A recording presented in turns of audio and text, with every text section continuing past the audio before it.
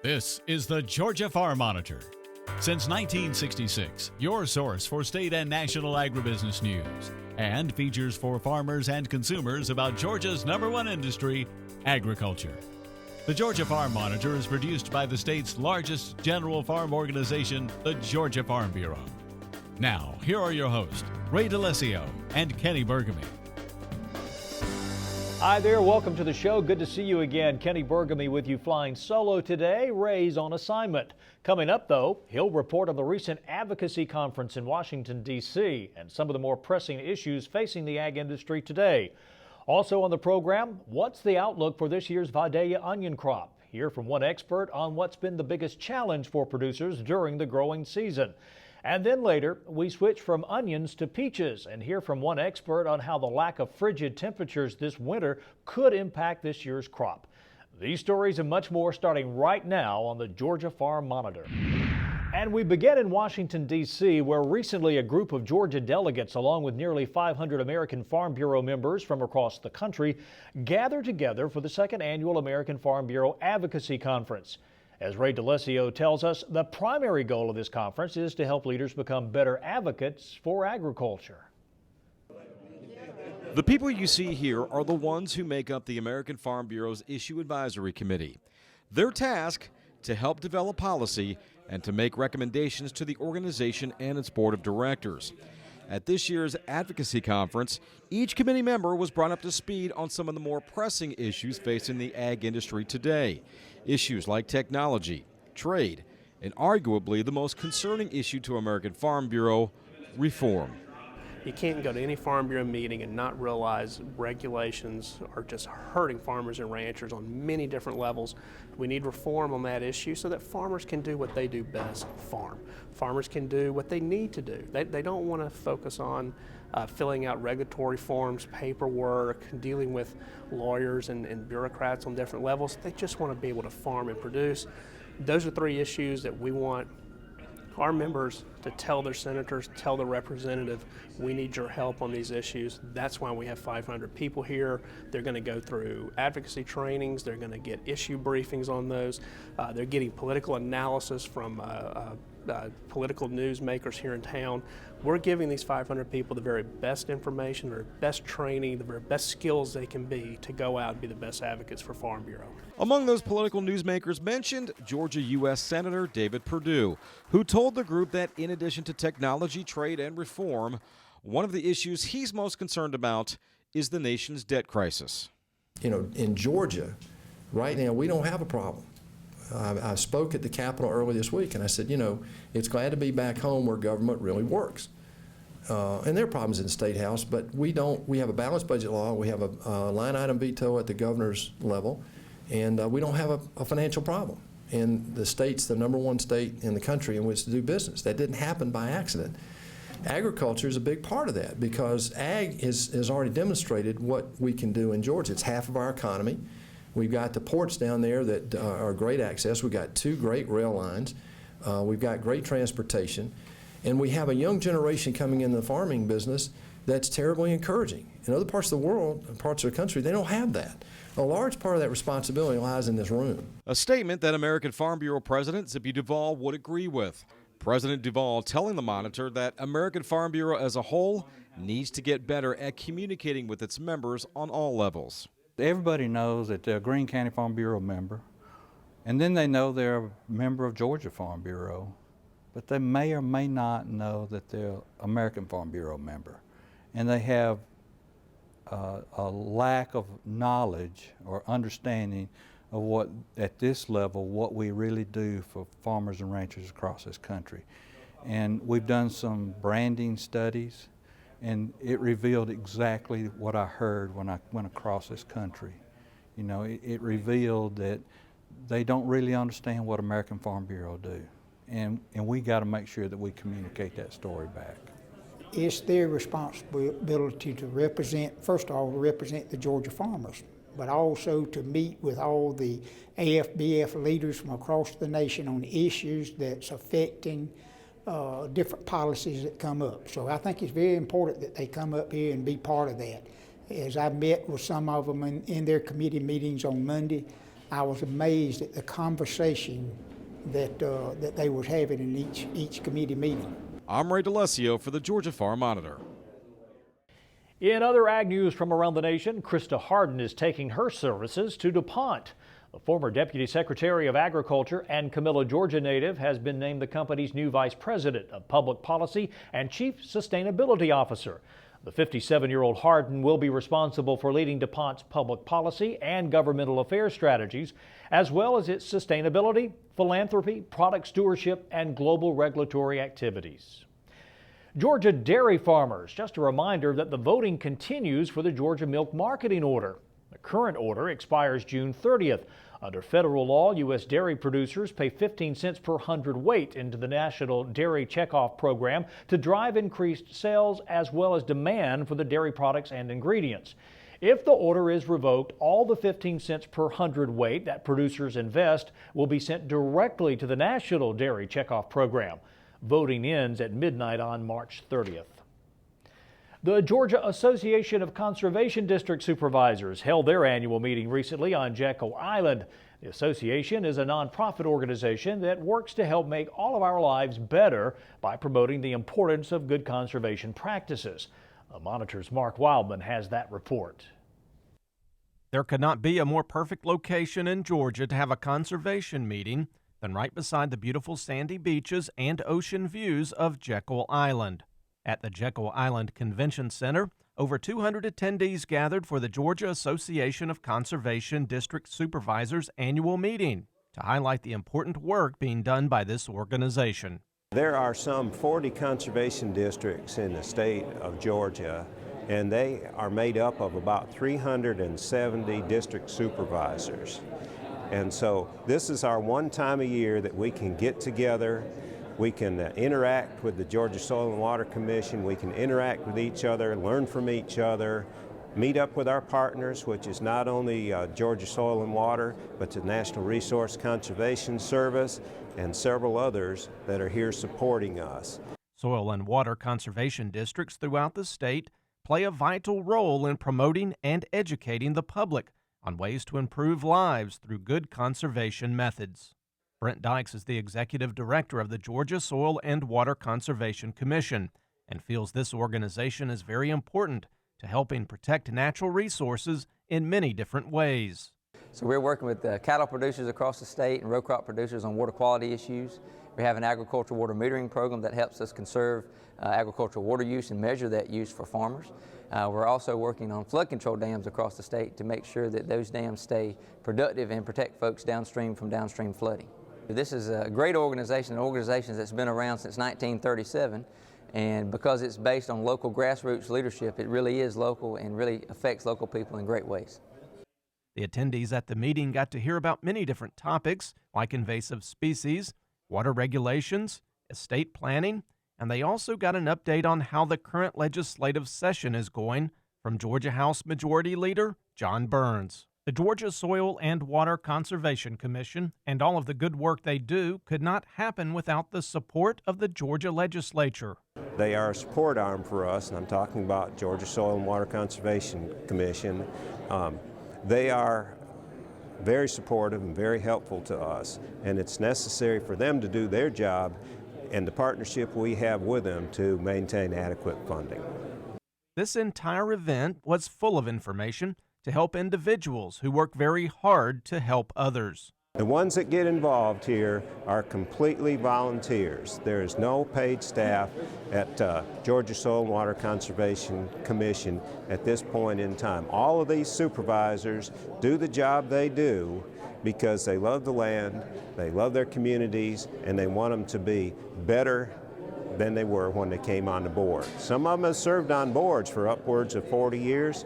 Some of them are newcomers, but some are elected, some are appointed, but they do it because they want to improve the communities in which they live. That is the goal, is to look after and improve every acre of land here in the state of Georgia. That's the long and short of it. That's our mission. Reporting from Jekyll Island, I'm Mark Wildman for the Georgia Farm Monitor. All right, Mark, great job. Now, still to come on the Monitor, what effect, if any, could a lack of chill hours have on this year's Georgia peach crop? But first, it's America's favorite onion, and it's grown right here in Georgia. When we come back, why one expert says he's expecting mixed results from the Vidalia onions this spring. Stay tuned.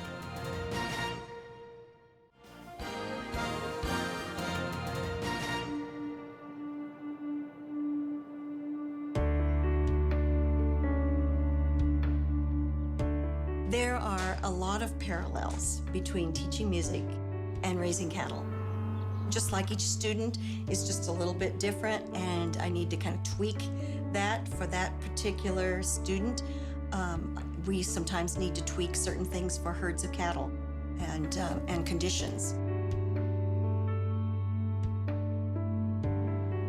Just knowing our animals is just so important to us as ranchers because that's how we care for them. We don't get to name them, but we know that 1103Y is the bossy lady who always gets to the food first. She is not going to miss a meal. And we know that cow 24 is maybe a little more shy and timid, and we had to work harder to earn her trust. But now she's up there with the rest of them when it's feeding time because she trusts us.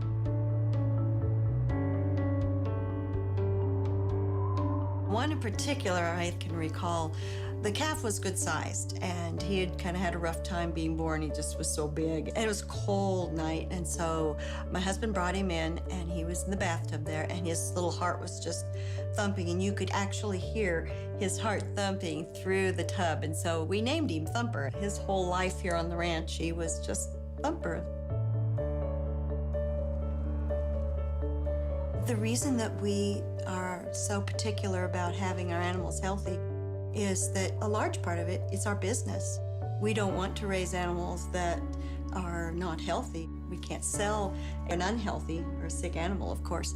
But mainly, our reason for wanting to have a healthy animal is we really feel we are stewards of the land and stewards of God's creation. The animals make our family what it is. And being able to work with the animals and being out there with them every day and knowing their personalities, they're the reasons we do what we do. And we're able to take care of them, and in turn, our animals take care of us.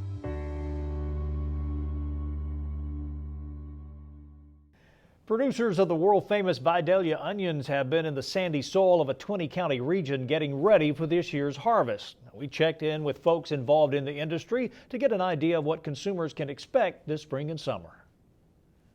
Like last year, weather will play a role in the yield and production timing of the sweet Vidalia onions from south-central Georgia. So the biggest challenge for this year has been our seed beds. We grow our own seed beds instead of using a greenhouse.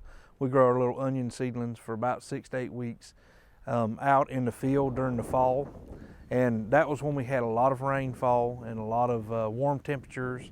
And just like a tomato plant, you know, those plants need to be hardened off before we transplant them. We just didn't get we actually like a frost on our onions before we transplant them. And because of the weather conditions from late fall and early winter, Reiner predicting a mixed results in the yields this spring. But the stand loss due to those earlier fields that just had wet conditions when we were planting, you know, the stand loss is what it is. We can't replace those onions, and so they're going to be okay. We've had a lot of change in weather the past 2 or 3 weeks, and that's helped us. But going into the harvest season, I think we're going to be right on time. We've got a new packing date this year, and we're going to be, you know, plenty good volume by that time, and the stores shouldn't really miss any onions when we get to the season. Researchers in and around Toombs County believe the next 4 to 6 weeks will determine a lot for this year's onion producers. Price is going to be set in the next couple of weeks and discussing with retailers and looking at how the onions change. We see a lot of change in the last 3 or 4 weeks right up to harvest, and that's kind of when those things occur. In terms of volume, I think that we're going to have a lot of onions to promote in stores, and so the retailers and the buyers shouldn't see much of a difference. It just makes it a hassle on the growing side for these farmers to try to make ends meet and put the right load to the right people. And with over 12,000 acres of onions to be hand-picked, labor always a crucial issue. We have to rely on H-2A labor with the guest worker program. Migrant laborers were very popular 20 years ago, but pretty well non-existent now and very unreliable to these producers. And we have to get 12,000 acres of our Vidalia onions out in about a 5-week period of time. And that's done with hand labor. And so the political side of it is very understandable, but we need a guest worker program for all the produce that we're growing around, especially Vidalia onions, and that won't change anytime soon because the jobs are very seasonal, and we need a lot of manpower, and we try to hire domestic workers now currently, as most of the growers do, and they will, but we still would have to rely on H-2A or some form of a guest worker program.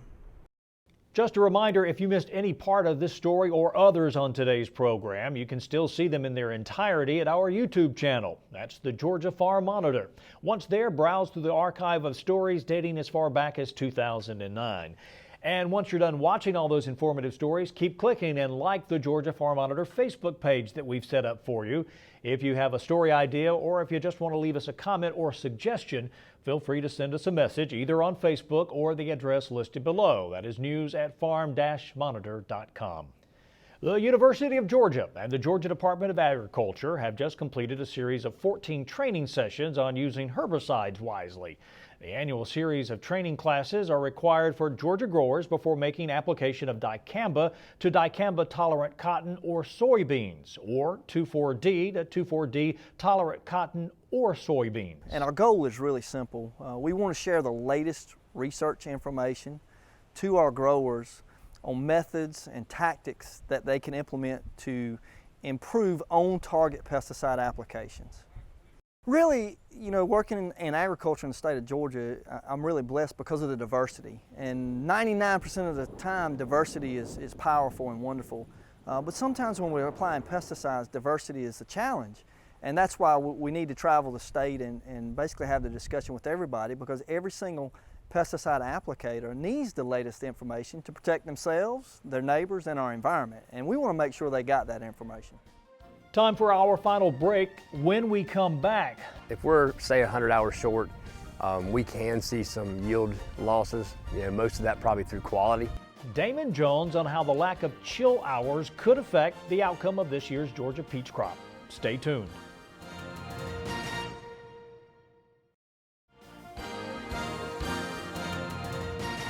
Not exactly the winter of our discontent, but not one of celebration either.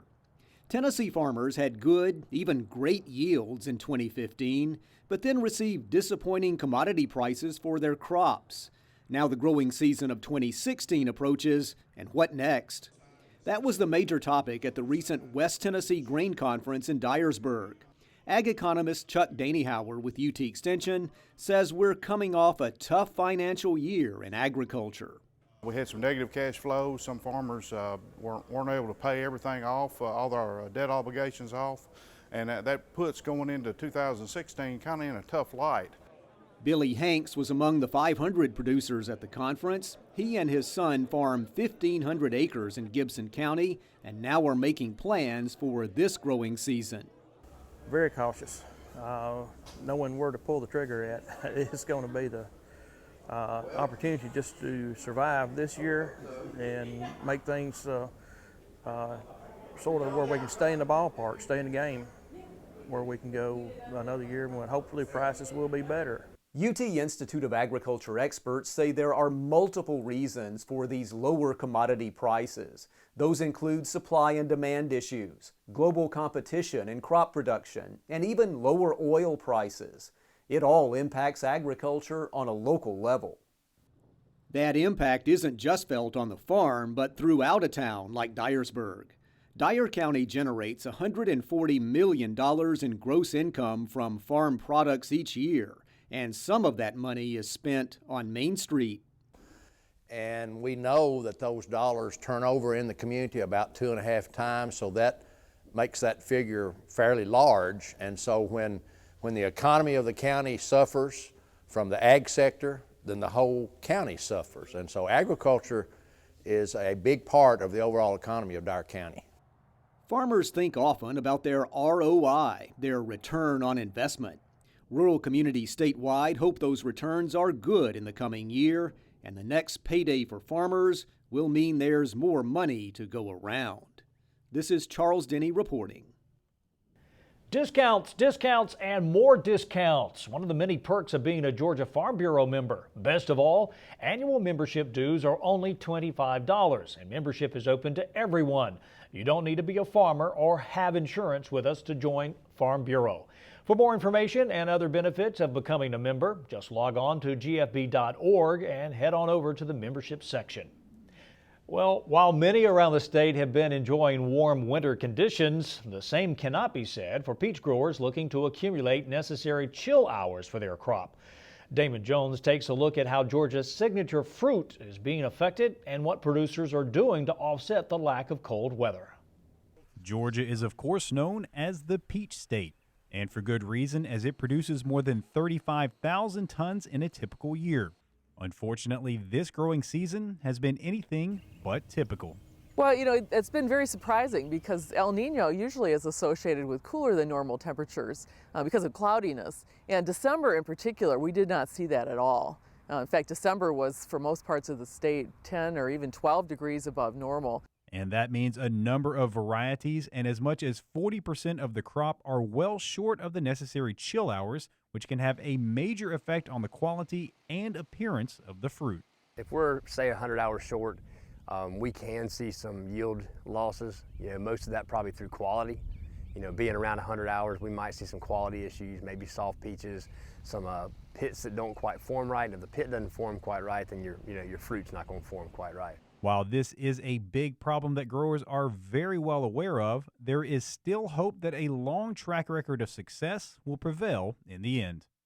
It's something that we take seriously, and but we are in a place where typically we have a good crop of fruit. So some of that we're kind of banking on history to redeem us and pull us through. However, they are more than just hoping, as many growers in the area are also trying out a spray called Dormex to help make up for those lost hours. We have put on a material that supposedly helps fill that requirement so they would bloom more normally. We're doing what we can, and we feel like there's still the good chance for a normal crop. While it's still to be determined if that will work, farmers shouldn't expect any help from Mother Nature to make up those hours. But we're not going to catch up. We're not going to ever get to normal unless we go into just unprecedented cold conditions, and I don't see that happening. So I think we're going to continue to accumulate chill hours over the next month or so, you know, and it will probably accumulate at about seasonal rates, but because we're so far behind from December, we're never going to catch up to normal conditions. And that's not all bad news, as a late bloom could help avoid devastation if there is a cold spell late in the season. You'll see there's a lot of various stages of the bud development.